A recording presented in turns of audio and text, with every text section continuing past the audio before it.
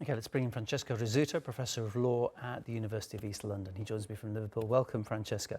It feels like the can's been kicked down the road slightly. There's been a kind of a one-year postponement when it comes to the rare earth materials. Is that what this was all about? It was, because the deadline for an escalation was in a few weeks' time, in early November. So both sides have an interest, and particularly the American side have an interest in calling a truce and continuing to talk, regardless of Mr. Trump's great success story. Though there have been one or two areas where, if you like, the truce has borne fruit. Rare earths is a good example. The export of soybeans to China is another, and the reduction in tariffs in one or two other areas. So there are some positives, but it is a truce. I'm just looking at things rare earth minerals are used for. So, yes, people know about smartphones. It's used in MRI scanners, also by the military in quite a few of the things that they develop. So, it feels like, as well, the way that he pressured Ukraine for a deal on rare earth materials. Does this not mean, if it's that important, that 1 year from now we're going to see Trump just bring out the tariffs hammer again?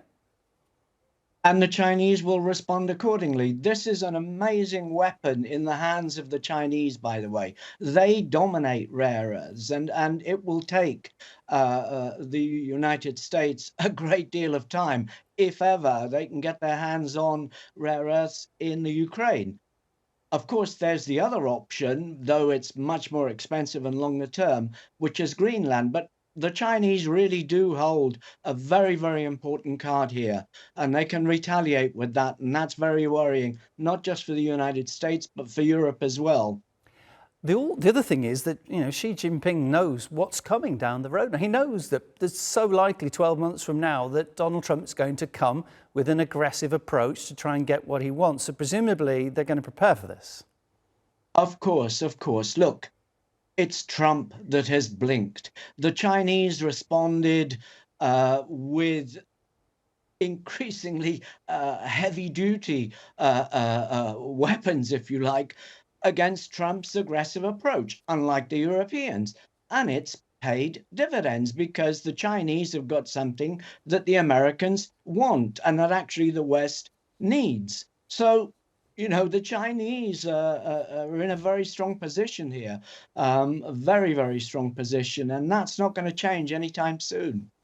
We see President Trump taking this very aggressive approach in terms of trade and using tariffs as a weapon. And it seems like that's alienating quite a few countries. Many of them are acquiescing, but they're doing so under duress. When Trump departs, because he can't stay forever, is this going to make problems for the United States further down the line?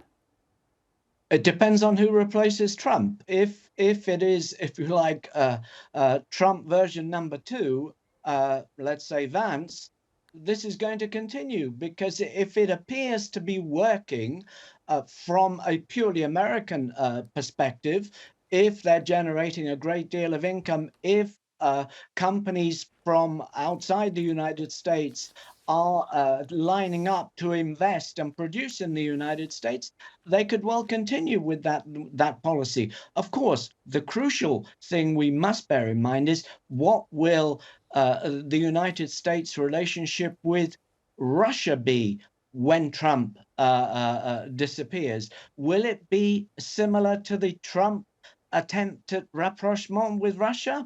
That's a question mark, and I think that will dictate much else in the policy that the Americans are pursuing over using tariffs as a weapon of geopolitics, if you like. Francesco, great to speak to you. Francesco Rizzuto, Professor of Law at the University of East London.